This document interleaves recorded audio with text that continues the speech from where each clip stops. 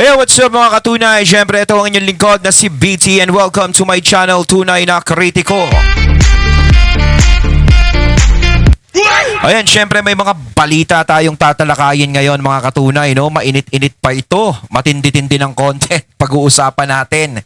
Dahil dito yung una nating pag-uusapan mga katunay, no? Si VP Sara ay patuloy pa ring nangunguna sa mga survey. Aba. Tatalakayin natin yan mga katunay. At ito naman si John Vic Remulla, ang sinasabi niya ay safe na daw tayong lahat. Kumbaga parang wala ng kriminalidad, wala ng mga nangyayaring kung ano-ano dito sa ating bansa na pwedeng katakutan ng ating mga kababayan. Naniniwala ba kayo mga katunay na talagang safe na dito sa ating bansa? At pag-uusapan din natin si Matibag. Umaasa siya na malalaman niya kung sino yung hitman na tinutukoy daw ni VP Sara. Ba? Sino naman yon? At ito pa, no, may isang nagsalita na bakit nga naman yung mga politiko natin ngayon na yung mga politiko nating mga mababait-baitan is nagpunta doon sa burol ng isang vlogger na deads, pero doon sa movie Trider hindi man lang sila nagpakita. parang yun yung inaano, di ba? Tapos ito si Erwin Tulfo, sinabihang taong grasa si Senator Alan. Yun yung malupet. So wag na natin pagtagalin, sabay-sabay na natin tong pag-usapan mga katunay. Ang mga balitang ito na mainit-init pa. Pasok! Ayon sa news ngayon, ayan Pulse Asia, Sara Duterte nangunguna mula NCR Mindanao sa 2028 Presidential Survey. Ayan, patuloy pa rin nangunguna si VP Sara Duterte Sara sa NCR 39, Visayas 53, sa Mindanao 87, no? 67, 87. Talagang dito pinapakita talaga na malakas talaga si VP Sara sa Visayas at Mindanao. No, marami siyang nakukuhang supporter. Samantalang ang kanyang mga posibleng maging kalaban sa presidential survey na si Lele Robredo ay nakakuha lang sa NCR ng 38. So 39 si VP Sara, 38 si Robredo, ibig sabihin medyo dikit. Medyo malakas-lakas si Robredo sa NCR. At sa Visayas naman ay 27, samantalang si VP Sara ay 53. No, talagang malakas si VP Sara sa Visayas. Kasi kahit makuha mo NCR, kung mahina ka naman sa Visayas at Mindanao, yun ang problema mo. Kasi dapat kung ikaw magpapalakas ka, hindi lang puro sa NCR Kailangan talaga is magpapalakas ka sa Visayas at Mindanao. O, gaya nito kay VP Sara, 53 and 87. Ang nakuha lang ni Lene Robredo sa Visayas at Mindanao sa survey na ito is 27 sa Visayas at 8 sa Mindanao. Ayun. Samantalang si Rapi Tulfo naman ay nakakuha sa NCR ng 16 at sa Visayas 10, sa Mindanao naman 2. Si Vince Dizon tatakbo pa? Vince Dizon. Ito survey na to, Vince Dizon. Sa NCR 2, sa Visayas 3, sa Mindanao 0. Talaga 0 yan. Ayan, si Benji Magalong, no, is 1 sa NCR, 1, 0 sa Visayas, 0 sa Mindanao. Naku naman si Nicolas Torre. No, sinasabi niyo doon sa interview niya, no, doon sa tatay ni VP Sara hindi siya natakot, sa anak pa kaya? Naks naman. Samantalang doon sa interview niyang di ba sinabi niya, paparating yun, natakot ako kasi paparating si Sara Duterte. Yung parang yung hulihin nila si CPRRD. Ito si Torre, no, nangangarap. Sa NCR, 0, sa Visayas 0, sa Mindanao 0. Kaya tumakbo, nagsasayang ka lang ng oras. At ito pa ang isang mga katunay, ayan. Sa 2028 elections presidential preference, si VP Sara ay nakakuha ng 49%. Yan yung kinatatakutan nila, Samantalang si Leni Robredo ay nakakuha ng 26%. Ayan. Medyo malayo, Ma'am Leni. Kasi sabihin natin, no, malakas si Robredo, no, pagpalagay natin, malakas siya sa NCR. Pero sa tingin ko, talagang lalagabak siya sa Visayas at Mindanao. Kasi hindi naman talaga ganun ka si Leni. At saka ito naman, si Rapi Tulfo is 14%. Ba si Vince Dizon nasasama dito? Nangangarap pa ba ito si Vince Dizon? Benji Magalong, 1%. Si Nicolas Torre, 0.1%. Pero dito na lang tayo tumutok, no? Kay VP Sara, kay Leni Robredo, tsaka kay Rapi Tulfo, 14%, no? Si Rapi Tulfo. Is ito lang eh. Dito kasi pinapakita na talagang marami pa ring taong nagtitiwala sa pamamalakad o sa pagiging leader ni VP Sara. At naniniwala ang mga taong bayan na kapag naging presidente si VP Sara, mas marami siyang magagawa at mas malaki ang kanyang magagawa. Kaya naman talaga, is maraming natatakot kay Sara Duterte dahil sa mga ganitong klaseng survey. Kumbaga dito sila naaalarma. Kasi kung malaki ang napapakinabangan nila ngayon sa mga panahon na to, kung pag naging presidente ang isang Sara Duterte sa 2028 at siya'y nanalo, siguradong mapuputol ang swerte ng mga walang niya ngayon sa gobyerno. Sigurado yan. Mapuputol ang kanilang mga swerte. Kaya talaga lahat ng paraan ay ginagawa nila para si VP Sara ay mawala sa posisyon at hindi makatakbo. Gaya nga ng sinasabi ni Sabugang Ilong sa press conference niya sa mga media na parang gusto nilang totally ban at hindi na makatakbo si Sara Duterte kahit sa ang posisyon. Ayaw na nila. Kaya gusto talaga nilang ma-impeach yan. Kasi talagang lulubusin na nila yan eh. Oras na hindi nila tinanabaho si Sara Duterte, once na makalusot yan, sila din ang madadali. Yun yung pine-prevent nila na mangyari. Na si Sara Duterte at ang isang Duterte ay makabalik muli sa Malacanang dahil sigurado hindi na nila kontrolado ang lahat at malaki ang pananagutan nila. At ito pa yung isang pag-uusapan natin mga katunay. Ayon kay John Vic Remulla, dati nakakatakot umuwi eh. Ngayon, I'm proud to say that cities are much safer. Dati raw nakakatakot umuwi, ngayon I'm proud to say the cities are safer. Anong dati ba yung sinasabi ni John Vic Remulla? Ano ba, nung panahon ba ni PRRD nakakatakot umuwi? Pero ngayon parang safe umuwi. Di kaya kapag uuwi tayo ng bahay sa 10 oras ng gabi, makakita tayo na katulad ng mga ginawa doon sa Grab driver, o tayo uuwi, makakasaksi tayo ng mga kriminalidad na nangyayari ngayon. Ako minsan kasi hindi ko alam kung saan hinuhugot ni John Vic ang mga impormasyon na safest city tayo ngayon sa Pilipinas. The country now are safer than we've been. Yung mga kababaihan ngayon, nakakauwi na, hindi takot. Ayan. Yung mga kababaihan dito, no?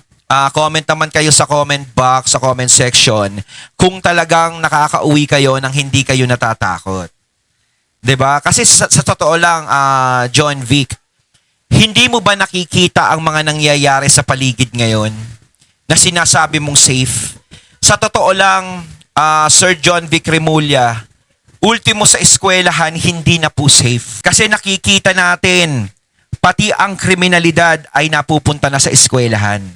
Halos mga kabataan ang nai-involve sa krimen.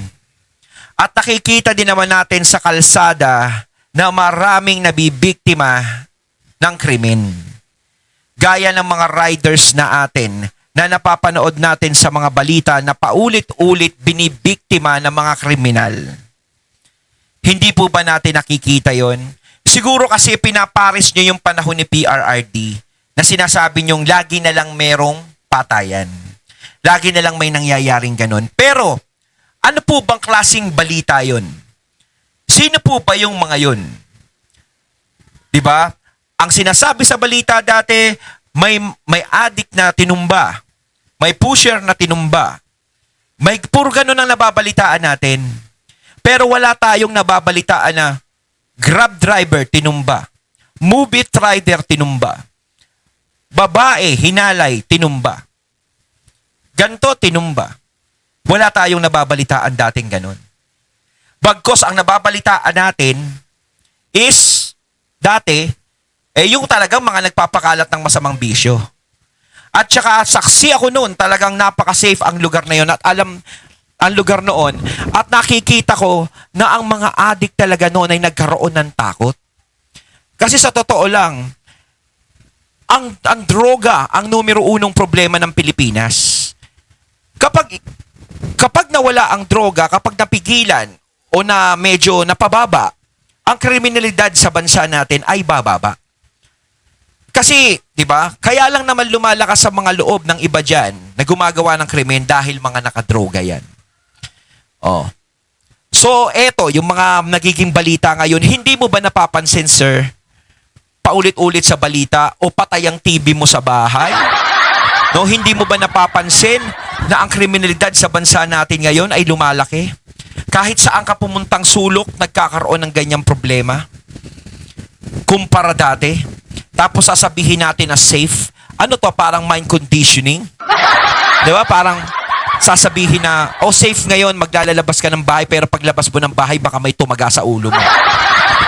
Di ba? Kasi parang ang mga kriminal ngayon, hindi na natatakot. Hindi na natatakot kasi wala nang kamay na bakal na sumusweto. Ginagawa na nila yung gusto nila. Kasi ang mangyayari sa kanila, makukulong lang sila. Pag nakulong sila, is okay lang. Di ba? Okay lang. O magiging palamunin pa sila ng gobyerno. Hindi katulad dati nung panahon ni PRRD, takot na takot sila sa salitang kulungan o sementeryo ang kababagsakan mo. Doon sila natatakot. Hindi katulad ngayon parang napakalaya ang ginagawa nila. Hindi na sila natatakot. Ultimo mga kabataan gumagawa ng kriminalidad. Minsan pa nga kinakasangkapan sa krimen. Kasi alam naman natin na hindi sila makukulong once na gumawa sila ng krimen. Kaya dapat nga baguhin yung batas na yan eh. Na dapat pababain ang pwedeng makulong. Kasi kapag ganyan, na hindi nyo sinusulong yan, is wala, pwedeng gamitin ng mga kabataan sa kawalangyaan. Ang movie rider na pinatay ng adik, hindi pinuntahan ni Risa Trillanes at Auntie Claire, pero yung balahurang vlogger na si Mima Alicia, full force sila sa lamay. Ayan na. Mula kay Cho Moreno. Ayan na, Panda Reports. Nakita ko nga yung ng mga pictures dun sa Facebook na nandoon si Trillanes, si Auntie Claire, tsaka yung mga yung mga politiko. Si Rapi Tulfo pa ata, nakita ko dun eh. So hindi naman natin pinagtatawanan. Kumbaga sige, karapatan naman nilang pumunta doon. Karapatan nilang makiramay dahil alam naman natin is PBBM vlogger 'yon. Nirerespeto naman natin 'yon. No? Yung pero syempre lahat naman tayo is hindi naman tayo masaya eh. Kahit na tayo ay dumidepensa sa mga Duterte, hindi ako masaya sa nangyari din sa kanya, no? Pero may katwiran din naman si Cho Moreno dito, no? Na bakit naman yung iba, 'di ba, yung movie rider, hindi nila pinupuntahan, hindi nila tinitignan. Dapat yung mga ganyan din is pinupuntahan nila kasi siguro kaya nila pinupuntahan to dahil alam naman natin yung vlogger na yon is tagapagtanggol ni BBM. So parang nagbibigay sila ng suporta. Pero sana hindi lang dapat sa ka-close eh. 'Di ba, bilang lingkod bayan, sana pati yung movie rider is binisita rin nila at binigyan din nila ng tulong, syempre. Kasi syempre, talagang movie rider na to, talagang may mauulilang anak to. At syempre, yung pakikisimpatsya na rin do sa movie rider na yon. Kasi kapag simpleng tao ka lang, ganun, parang wapakels. Pero kapag ikaw, medyo may pangalan-pangalan na tao, is pupuntahan, parang may pinipilian tayo, di ba? Pero sinasabi ko nga, hindi ko kinokontra yung pagpunta nila Trillanes, Risa, Auntie Claire at ng iba pa doon sa wake ni Mima Alicia. Siyempre, bilang bilang pagtugong respeto, siyempre, bilang sumusuporta kay BBM, dapat nilang suportahan. Pero ano ginagawa nila Trillanes dyan tsaka ni Risa Ontiveros? Alam ko si BBM lang naman pinagtatanggol nun. Pati ba sila Risa tsaka si Trillanes? Ayun. Matibag, umaasa kaming matutukoy ang umano'y hitman sa loob ng 6 na buwan. Ayan umaasa si Matibag na matutukoy ang umano'y hitman sa loob ng 6 na buwan. Sana nga, matukoy nyo. Yung matutukoy nyo, siguradong transparent kayo. Yung talagang matutukoy nyo na hindi kayo dadampot lang ng kung sino-sino. Diba? Kasi mahirap yun eh. Para may masabing hitman, dadampot ka ng kung sino-sino. Diba? Sana nga hindi ganun. Siguro hindi naman ganun ang gagawin nyo. No? Na yung inaasa nyo kasi nagbibigay kayo ng 6 na buwan na matutukoy nyo kung sino yung hitman na yon. Nagsalita pa nga sila na dapat si BP Sara ang magpunta doon sa impeachment trial at siya mismo, si BP Sara mismo ang magsabi kung sinong hitman yung kinontrata doon. Diba? Eto naman, 6 na buwan, matutuko yung hitman. Kaya nga sinasabi ko kanina, sana hindi sila gumawa ng gawa-gawa lang o kumuha lang sila ng tao para magpanggap na hitman. Gaya nga sa nangyayari ngayon, may lumalabas na balita. Doon nga sa nangyaring pagpaslang sa BBM vlogger, no? Na si Mima Alicia, may lumabas daw na balita, no? Na sinasabi ng ating mga kapulisan na parang DDS supporter daw o DDS ang gumawa nun. No, parang ganon daw, DDS daw. Ayan sinasabi natin nadidikit na naman tayo sa ganyang usapin. Kasi wala ka namang ibang dapat isipin pag di ba? Parang sigurado DDS na naman idadamay diyan. Kahit alam naman natin na baka meron pang ibang dahilan. Tapos ikakabit-kabit na naman nila. Kinabit nga nila parang sinasabi doon sa comment na, uy, parang yun nangyari kay Percy Lapid, nangyari kay Mima Alicia, parang ganun. Diba? Ididikit-dikit nila sa mga Duterte. So, talagang parang gumagawa lang sila ng mga bagay na ididikit sa Duterte. Kasi talagang, nako, Duterte na naman. Kaya ako sinabi ko sa sarili ko, sigurado pag bibintangan na naman dyan, Duterte, wala nang iba. Kahit wala naman silang ginagawa, yung mga Duterte, hindi naman sila nag-uutos, talagang ipapasa sa kanila yung kasalanan. Kasi sa lahat ng mga nangyayaring masama ngayon, talagang sa kanila ipapasa. Gaya nga lang sinasabi ko, hindi naman ganun katanga si BP Sara para mag-utos. O kaya yung mga Duterte para mag-utos na itumba si ganito. Lalong-lalo na yung vlogger na yan. Kasi alam naman natin na bumabanat sa kanila yan. Ngayon, kapag nag-utos sila na paslangin yan, sino ang paghihinalaan? Dito pa nga lang Hearsay pa lang Pinaghihinalaan na agad yung mga Duterte. Lalo pa kaya kung sila. Diba? Alam ni BP Sara yan, hindi sila ganun katanga. Diba? Bakit? Bakit nila ipapapaslang yan? Di sana kung maipapapaslang si BP Sara, di dapat yung mga una nilang kalaban talaga, lalong-lalo na yung mga nagpakulong kay Duterte, kay PRRD. Diba? Kumbaga, hindi naman siguro sa level ni BP Sara yan para patulan. Diba? Ang dami-dami ng masasamang salita na lumalabas kay Sara Duterte. Maraming salitang pangungutya na sinasabi kay Sara Duterte pero hindi niya naman pinapatulan. Diba? Tapos yan, papatulan niyang bigla. Ang dami nang makukulit na nangungulit kay BP Sara, hindi niya pinapatulan, tapos yan, papatulan niya. Tapos sasabihin, DDS. O saan yun na naman iuugnay? Diba? Kaninong tao naman? Sasabihin nyo na naman, ang mastermind si ganito, ang mastermind si ganyan. Sana. Diba? Sana naman magbalita kayo ng totoo. Sana nga totoo yung ginagawa nyo. Hindi sana ito ay pulot lang o gawa testigo, gawa ganito, diba? O idadagdag lang sa kaso ni BP Sara o idadagdag sa kaso ng mga Duterte. Sana nga hindi ganun ang mangyari. After matanggal niya sa pagiging SP, naiba na ang takbo ng pag-iisip. Pinagdarasal ko na sana bumalik ka sa katinuan mo. Pati postura niya hindi na nag-ahit. Hindi mo na matandaan, parang taong grasa na. Sen. Erwin Tulfo. Ayan, mula sa news ngayon to, no? No, parang sinabi niya na parang napabayaan ni Senator Alan yung sarili niya. Na parang hindi na siya nag-aahit. Bagay naman kay Senator Alan yung hindi nag-aahit siguro ito sanay na sanay kasi si Erwin Tulfo makipagtuksuhan. Yung parang bata style. Diba? Parang taong grasa na. No? Payag ka doon, Senator Alan, sinasabihan ka ni Senator Tulfo na taong grasa. Siguro, rumiresback si Erwin Tulfo dahil alam naman natin, talagang sinasagot din naman ni Senator Alan kung ano yung sinasabi ni Senator Tulfo, ni Senator Erwin. Diba? Para sa akin kasi, no, parang napipiko na sila dito kay Senator Alan. At patuloy naman silang pinipiko ni Senator Alan. Parang huling-huli ni Senator Alan Peter Cayetano ang kiliti nila. Diba? Kaya nga, kung tutuusin, parang siguro sa isip nila, no, umalis na, kumbaga nawala na si Marcoleta dito, eto naman ang pumalit. Kaya nga si Senator Alan, parang gusto na naman nilang kasuhan 'Di ba? Kaya nga, naunang kasuhan si Joel Villanueva, nauna pang nakulong si Jinggoy at si Marcoleta. Ngayon naman si Senator Alan, 'di ba? Baka mauna pang makulong si Senator Alan kaysa kay Villanueva. Pag nauna pa si Senator Alan doon, iba na yan. 'Di ba? Parang yung gumugulo sa aming isip ay nilinaw nyo na.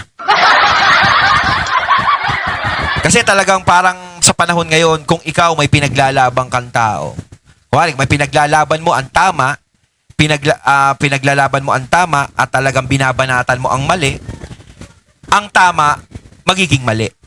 Mas lalo ka nilang hindi papaboran. Kasi alam naman natin, tulad sa Senator Alan talaga is talagang gustong tutukan yung flood control project.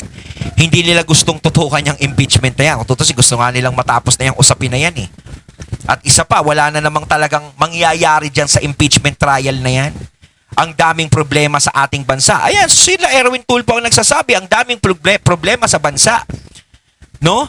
Pero ang pinakamalaking naging problema ng bansa natin ay ang flood control project na dapat talagang malutas. Pero anong ginagawa nila? Mas tinututukan nila yung impeachment.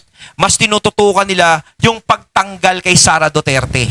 So parang politika pa rin ang pinag-uusapan dito para hindi makatakbo si Sara Duterte. Ganyan ang nangyayari ngayon. Kaya syempre, hindi rin naman natin masisisi yung mga senators dito sa minority na ipagtanggol ang dapat nilang ipagtanggol. Kung wala naman silang nakikitang kasalanan ng isang tao, bakit hindi nila ipagtatanggol? Kasi sa majority, wala na tayong maaasahan. Sigurado lahat yan gustong ma-impeach si Sara Duterte. Kasi si Rapi Tulfo, nag-iisip kung ano ba magiging boto niya. Ganun din naman yan eh.